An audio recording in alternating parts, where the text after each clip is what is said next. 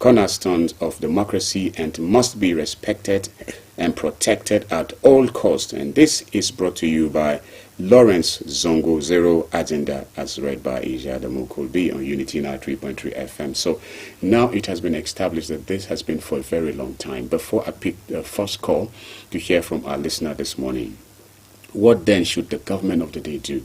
The government is making sure that, yes, this, we must get it right. But it has been for a very long time. And that's the order of the day. So, but how? What should the government do? From your establishment, from your submission, you've established already that engagement, elaborate communication. And earlier on, Barrister Sam Talks, who joined us via phone, said continuous dialogues. And these two opinions seem to be the same. So what should we do? Very brief, Silas, before Prof gets to talk to him. When you say elaborate communication, if the government, when you want to set out on this kind of activity, you must have an action plan. The first aspect of the action plan is communication.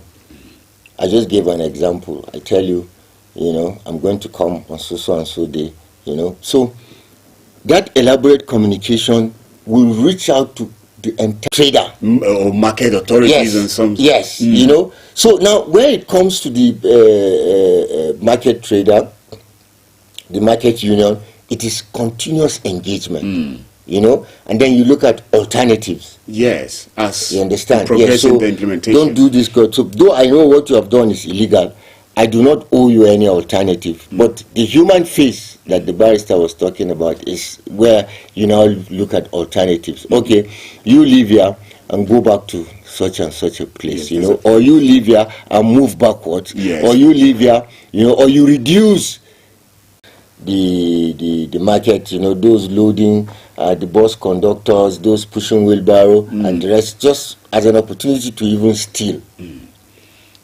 You understand? Yeah, there are people who have stopped the vehicle in the name of protest, and the first thing they are asking is, give me your phone. It's just to steal. So it defeats even the situation will not help me. That is the advice, that is the advice I want to give the traders. Don't confront. You confront, it's there in the economic books now. They say a trader, the customer is always right. Always right. So if you confront the government, if you confront the customer, you have lost your business. And that is what, for instance, you confront a nomad, a nomadic flying man, you confront him. And if anything happens to his cattle, then when he comes to you, you're the one who has phone, who has TV, who has satellite dish, who even have aluminium roof. Don't confront. All right. Thank you very much, Mr. Salis, a mentor there. Very bold, of course. I think I heard it for the first time from you on radio when you were saying, why should people, block roads just because we want to say prayers, whether in churches and in mosques? I said, this man is bold. I heard it from you first time, and then I heard it also from Professor Prof. Let's have you sit down. Let's discuss. What should we do? This is our predicament. Yes. This is the situation. This is the problem. And that is why in this situation I will expect that the government should take the lead. All right. What they should have done before, which we've been shouting on this platform, what we're doing to our environment. Look at what we're doing to our city. And can we continue like this? Let's do something about it. You will hear from them. They also might tell you that, you see, we don't want the city to be like this. It is because we don't have an alternative. That's why we are on the streets. That's why we're trading on the road. And then you come in and say, okay, what if we move you to this location? Will the traders have lost? With the customers have also lost something. So we are all losers.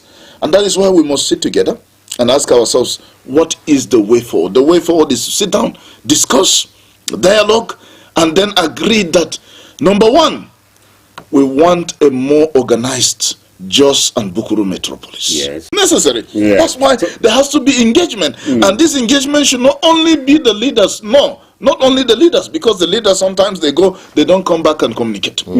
As many of these traders as possible should be involved. Let's have a dialogue with them, and let's have some sensitization continuously, like Elder Salis has said, communicate for these traders.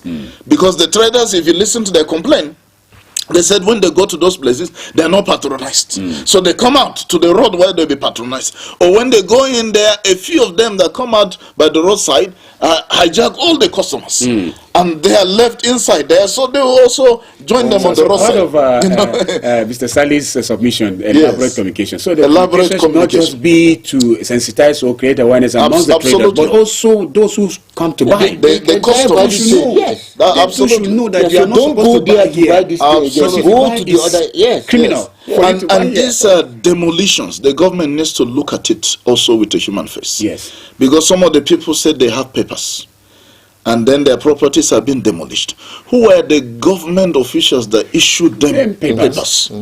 So the government should also take the blame and pay compensation, because these people came, they got papers and they bailed, and then you're demolition. You can't demolish their property and then they suffer all the loss and nothing is given to them. The government should pay some form of compensation that is adequate for this. Thank you, Professor and Mr. Salis. Now let's begin to pick our calls. If you're there and willing to be part of this conversation, we would truly love to know if you have a solution.